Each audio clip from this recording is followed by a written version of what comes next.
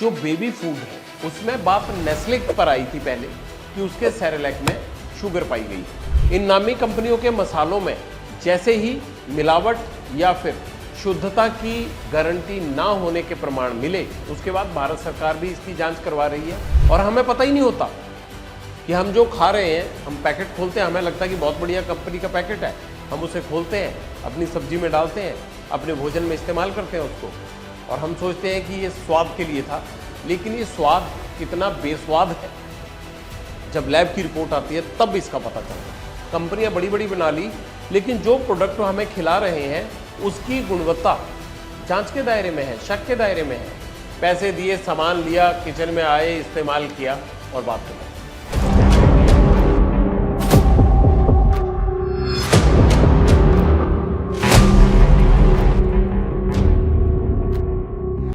नमस्कार, मैं हूं जगविंदर पटियाल और इस हफ्ते के लिए आपकी वो खबर जो सबसे ज्यादा दिलचस्पी वाली है और जिसमें आपसे जुड़े हुए सीधे सरोकार और मसले हैं, उसको लेकर मैं हाजिर हो गया हूं। क्योंकि पब्लिक इंटरेस्ट में पब्लिक की वो खबर जो सीधी घर से जुड़ी हो, परिवार से जुड़ी हो, बच्चों से जुड़ी हो, खाने पीने से जुड़ी हो, उसको हम कैसे भूल सकते हैं? इससे बड़ा पब्लिक इंटरेस्ट और क्या हो सकता है? आज हम बात किस चीज की करने वाले हैं? बात करने वाले हैं आपकी रसोई में उन मसालों की जो पकते हैं तो स्वाद आपकी जीभ पर दिखता है और खुशी चेहरे पर। हम सोचते हैं कि ये नामी कंपनी के मसाले हैं, इनमें खाना पकेगा, मेहमानों को भी अच्छा लगेगा, बच्चों को भी अच्छा लगेगा, बनाने वाले की तारीफ होगी और खाने वाले को लगेगा कि शायद वो इससे सेहतमंद हो जाएगा। पर जब आपको ये पता लगे कि इन्हीं नामी कंपनियों के मसाले को खाने से आपकी सेहत अच्छी होने की बजाय खराब हो सकती है, बिगड़ सकती है, तो सोचिए आपका क्या हाल होगा। कभी आपको ये पता लगे कि जिन मेहमानों को आपने बड़े प्यार से घंटों अपना वक्त देकर जो खाना पकाकर खिलाया और वो खुशी खुशी अपने घर गए, वो वास्तव में उन मसालों में पका था जो आपकी सेहत के लिए हानिकारक है, तो सोचिए आपको उस खिदमत का कितना अफसोस होगा। आपकी मेहनत में कोई कमी नहीं होती है, आप अपना प्यार, अपना जज्बा और अपना एक्सपीरियंस उसमें लगा देते हैं, लेकिन कंपनियां अपने प्रोडक्ट्स को बेचने के लिए आपकी सेहत का ख्याल ना रखें तो कसूर किसका है?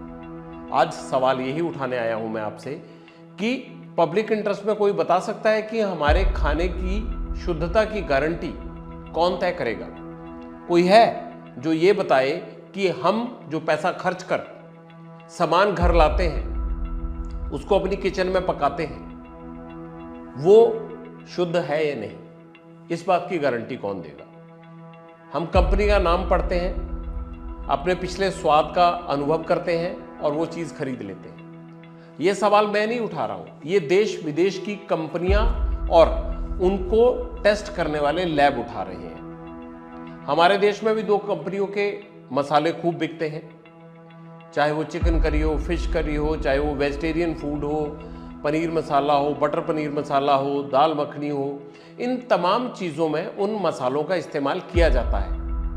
लेकिन अब ये पता चला है कि विदेशों में जो लैब के दौरान इनकी शुद्धता का टेस्ट हुआ है, उस टेस्ट में ये 100% प्योर नहीं निकले। इसीलिए विदेशों से ऐसी भी खबर आ रही है कि ना सिर्फ इन मसालों की जांच की जा रही है, बल्कि मार्केट में एक कंपनी के मसाले को बैन भी कर दिया गया और उसके स्टॉक को उठाने के लिए कहा गया है, यानी वापस लेने के लिए कहा गया है। इन नामी कंपनियों के मसालों में जैसे ही मिलावट या फिर शुद्धता की गारंटी ना होने के प्रमाण मिले, उसके बाद भारत सरकार भी इसकी जांच करवा रही है। लेकिन मसला आपकी सेहत, आपके खाने पीने से, आपकी रसोई से, आपके जीवन से जुड़ा हुआ है। इसलिए हम भी ये सवाल उठा रहे हैं कि हमारे देश में आप जो पैसा खर्च कर चीज अपने घर लाते हैं, कंपनी के नाम पर जिस चीज को खरीद कर आपको ये लगता है कि ये आपके खाने को बेहतर बनाएगा, आपकी सेहत को अच्छा करेगा, अगर उसमें शुद्धता की गारंटी नहीं है तो फिर जिम्मेदार कौन है? आखिरकार आज अगर हम बात करें, मंगलसूत्र की बात हो रही है, विरासत टैक्स की बात हो रही है, क्योंकि चुनाव का माहौल है और ये कहा जा रहा है कि फला पार्टी आपको आएगी तो ये नुकसान कर देगी, फला पार्टी को वोट दोगे तो आपके भविष्य में ये चीज का खतरा हो जाएगा। लेकिन किसी भी मंच से आपने इस तरह की बात सुनी कि नेता ये कह रहे हो कि मैं मिलावट बंद कर दूंगा? अगर नामी कंपनियां आपको शुद्धता की गारंटी नहीं देती हैं और पैसे पूरे लेती हैं, जो कि हम और आप देते हैं, तो उनको कानूनन इस सजा का प्रावधान किया जाएगा। क्योंकि विदेशों में इस तरह के नियम कायदे हैं कि कोई भी चीज जो खाने पीने के लिए परोसता है, अगर उसमें कोई भी हानिकारक लक्षण होते हैं तो उस कंपनी की रातों की नींद उड़ जाती है। इतने हैवी फाइन लगाए जाते हैं, इतनी कड़ी सजा दी जाती है, लाइसेंस तक कैंसिल कर दिए जाते हैं, प्रोडक्ट बैन कर दिए जाते हैं, कंपनियां बैन कर दी जाती हैं, और आर्थिक हालत खराब होने के डर से कोई भी गुणवत्ता के क्षेत्र में समझौता नहीं करता। लेकिन क्या यही कायदा कानून हमारे यहाँ है? अगर नहीं है तो क्यों नहीं है? जबकि यहाँ तो हमारे और भी सख्त कायदा नियम होना चाहिए। क्यों होना चाहिए? क्योंकि यहाँ पर कंज्यूमर 140 लाख करोड़ लोग हैं या नहीं? विदेशों में तो नहीं है। सो बड़ा सवाल यही उठता है कि ये कसूर किसका है? आखिरकार हम इतना बड़ा बाजार होने के बावजूद, इतनी ज्यादा वैरायटी होने के बावजूद, इतने ज्यादा भोजन होने के बावजूद, इतने व्यंजन होने के बावजूद हमेशा ये ऊंची दुकानों से फीके पकवान क्यों आ रहे हैं? हम यही कहेंगे ना, कंपनियां बड़ी बड़ी बना ली, लेकिन जो प्रोडक्ट हमें खिला रहे हैं उसकी गुणवत्ता जांच के दायरे में है, शक के दायरे में है, उसको लेकर गारंटी नहीं है कोई। जिन जिन लैब्स ने ये सवाल उठाए हैं उनकी कोई निजी दुश्मनी तो रही नहीं होगी। और खाने पीने की चीजों में अगर मिलावट हो जाती है तो सोचिए फिर अस्पतालों का बोझ कितना बढ़ जाता है, हमारी जेब पर कितना एक्स्ट्रा मेडिकल खर्च आ जाता है। और उससे भी बड़ी बात यह है कि ऐसे कितने लोग होंगे जिनको कोई ना कोई छोटी मोटी बीमारी होती है और इन प्रोडक्ट्स का सेवन करने के बाद वो बीमारी विकराल रूप धारण कर जाती होगी।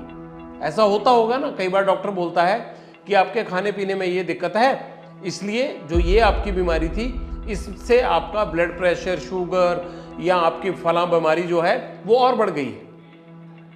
और हमें पता ही नहीं होता कि हम जो खा रहे हैं, हम पैकेट खोलते हैं, हमें लगता है कि बहुत बढ़िया कंपनी का पैकेट है, हम उसे खोलते हैं, अपनी सब्जी में डालते हैं, अपने भोजन में इस्तेमाल करते हैं उसको, और हम सोचते हैं कि ये स्वाद के लिए था। लेकिन ये स्वाद कितना बेस्वाद है, जब लैब की रिपोर्ट आती है तब इसका पता चलता है। ये कोई सिर्फ मसालों तक बात सीमित नहीं रह जाती है कि बड़ों का भोजन है उसमें मिलावट या उसमें हानिकारकता पाए गए हैं। इसके अलावा जो बेबी फूड है उसमें बात नेस्ले पर आई थी पहले कि उसके सेरेलैक में शुगर पाई गई है। बेल्जियम के लैब में टेस्ट हुआ, यूरोपियन लैब की टेस्ट रिपोर्ट आई, उसके बाद बवाल हुआ। और फिर भारत सरकार ने भी ये कहा कि बच्चों को इस तरह से शुगर नहीं दी जा सकती, ये उनकी सेहत के लिए हानिकारक है। ऐसे में भारत सरकार ने भी FSSAI से कहा कि आप 1 हफ्ते के अंदर रिपोर्ट दीजिए। जो मैं आज सवाल उठा रहा हूं, आज उस हफ्ते की मियाद खत्म हो रही है, लेकिन अभी तक तो रिपोर्ट दी नहीं गई है।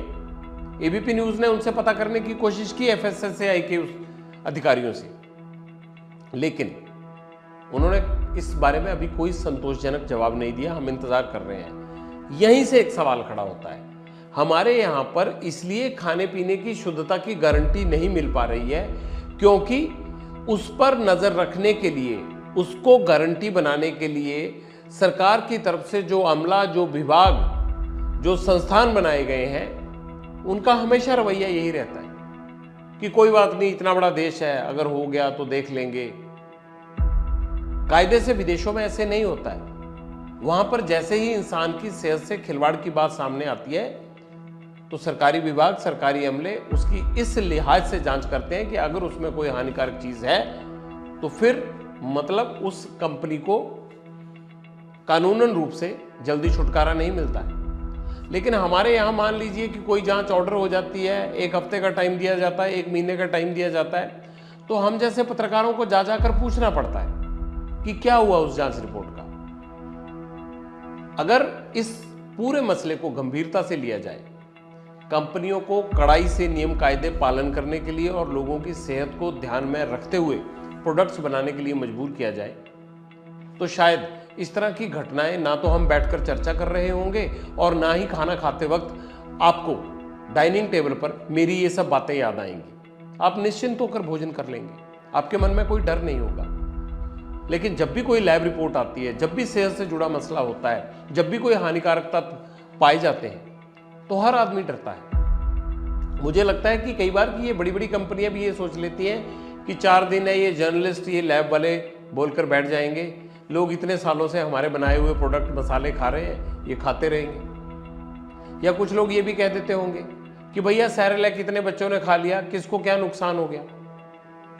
सवाल ये नहीं है कि किसको क्या नुकसान हुआ, आज सवाल ये है कि जब बच्चों को देने वाले आहार में या मसालों में इस्तेमाल होने वाले प्रोडक्ट्स में या इंग्रेडिएंट्स में आप हानिकारक तत्व शामिल नहीं कर सकते, तो वो आपने क्यों शामिल की। और दूसरा सवाल सबसे बड़ा ये है कि अगर वो इंग्रेडिएंट्स नहीं होने चाहिए थे और थे, तो उसे रोकने की किसकी जिम्मेदारी है, और जिसकी जिम्मेदारी है उसने रोका या नहीं रोका।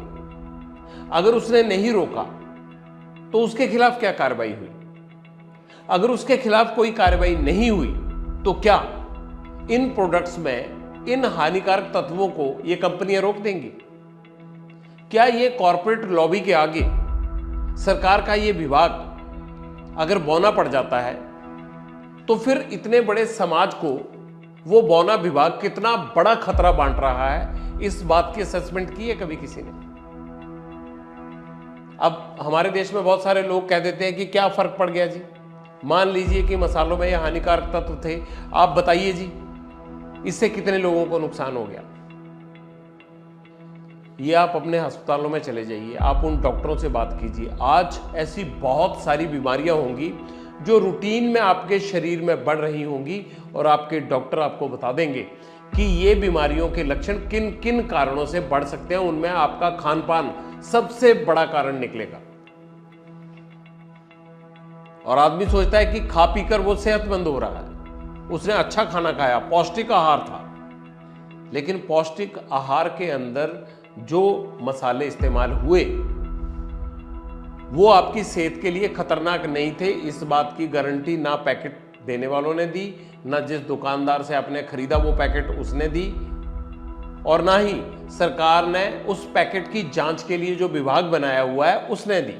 केवल स्टैंप लग जाती है, ऊपर ब्रांडिंग हो जाती है, आप देख लेते हैं, ठीक है। और बहुत सारे तो ऐसे भी हैं हमारे देश में जो देखते भी नहीं होंगे, पैसे दिए, सामान लिया, किचन में आए, इस्तेमाल किया और बात खत्म। नहीं, ये जिस तरह की रिपोर्ट्स लगातार आ रही हैं, पब्लिक इंटरेस्ट में आप पढ़ने की आदत डालिए।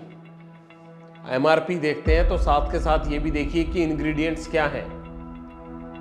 हमारे यहाँ तो ये भी हो सकता है कि इंग्रेडिएंट्स को लेकर आप जिस दुकानदार से जो उसको बेच रहा है उससे सवाल पूछे तो उसको ही ना पता हो। 50, 60, 70% केसेस में ये भी हो सकता है।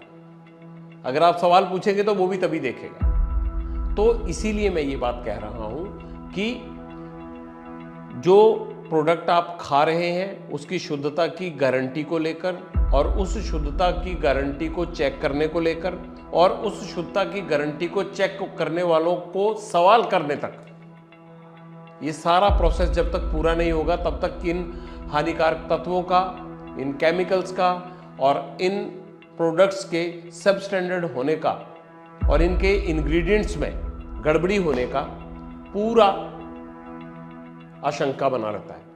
और इस आशंका को खत्म करने के लिए हर स्टेप पर काम करना होगा। अब सवाल बेबी फूड को लेकर आ रहा था कि नेस्ले की बात है, जिसका जिक्र मैं अभी कर रहा था, लेकिन अभी हमने एक और पड़ताल की है। ग्राउंड पर जाकर हमने और बहुत सारे बेबी फूड्स पे चेक किया है। हम पब्लिक इंटरेस्ट में बहुत जल्दी आपको ये भी बताने वाले हैं कि कैसे उन प्रोडक्ट्स में भी शुगर के लक्षण नेस्ले की तरह ही पाए गए हैं, या वो कौन कौन से और बेबी फूड के प्रोडक्ट्स हैं जिनमें बच्चों की सेहत के लिए हानिकारक लक्षण तत्व पाए गए। ऐसा कोई एक कंपनी नहीं कर रही है, हर कंपनी कर रही है। हम जब थोड़ा छोटे होते थे तो हम देखते थे कि जैसे मान लीजिए कोई बिस्किट का या कुछ और खाने पीने की चीज का पैकेट आता है, अब हम देखते हैं कि यार ये पैकेट छोटा कैसे हो गया। वो होता क्या है, पैकेट इतना बड़ा होता है, कॉस्ट बढ़ानी होती है, उसका अंदर की चीज छोटी हो जाती है थोड़ी सी, हमें 10, 15, 20, 25 ग्राम कम होता है, हमें पता भी नहीं लगता।